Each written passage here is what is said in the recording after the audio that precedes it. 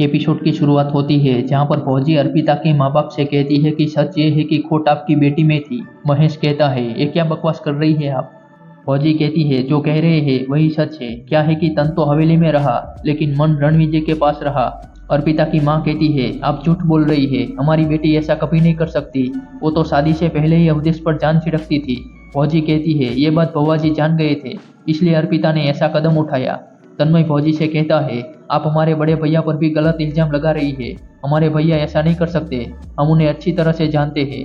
अर्पिता की माँ भी फौजी से कहती है तुम्हें शर्म नहीं आती जो मरी हुई बेटी पर इतना गंदा इल्जाम लगा रही हो। गंगा जैसी पवित्र बेटी पर ऐसा इल्जाम लगा रही हो, खुद को आईने में देखने के लायक तो रखो।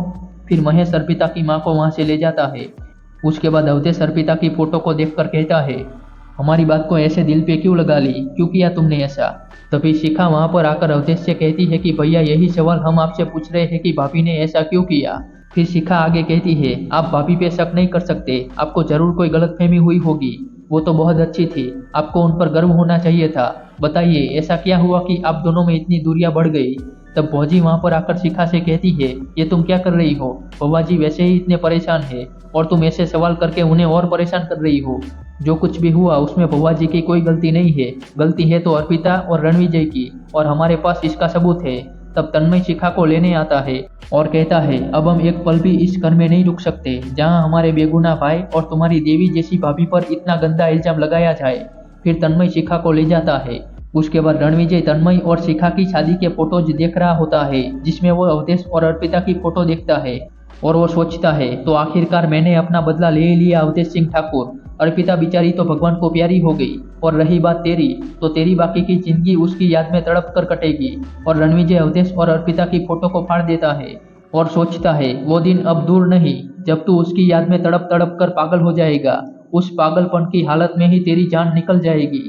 तभी शिखा और तन्मय घर पर आते हैं और रणविजय अवधेश और अर्पिता की फोटो को छुपा देता है। और फिर रणविजय पूछता है क्या हुआ, कैसी हालत है वहाँ सबकी। तन्मय कहता है आप जानते हैं भैया फौजी आपके और अर्पिता भाभी के बारे में क्या कह रही थी। रणविजय पूछता है ऐसा क्या कह रही थी फौजी।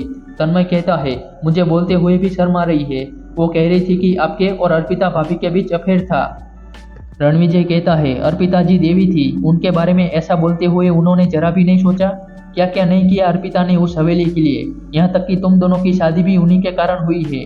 न जाने अवधेश का क्या हाल हो रहा होगा, क्या गुजर रही होगी उसके दिल पर। और ये फौजी को एक मरी हुई औरत का नाम किसी पराये मर्द के साथ जोड़ते हुए जरा भी शर्म नहीं आई। उसके बाद शिखा अवधेश की फटी हुई फोटो देख लेती है और उसे रणविजय पर शक होता है तो वो रणविजय के कमरे की तलाशी लेती है। तभी उसे डस्टबिन में से अर्पिता की फोटो मिलती है।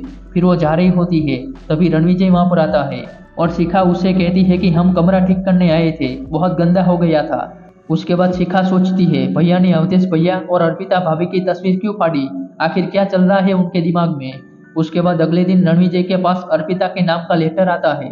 रणविजय वो पढ़ता है जिसमें लिखा होता है कि रणविजय जी आपके अलावा और कोई नहीं जानता कि हम निर्दोष हैं, आपसे हमारी विनती है आप प्लीज हमारे घर वालों को सच बता दीजिए। उसके बाद रणविजय वो लेटर जला देता है। तब शिखा ये देखती है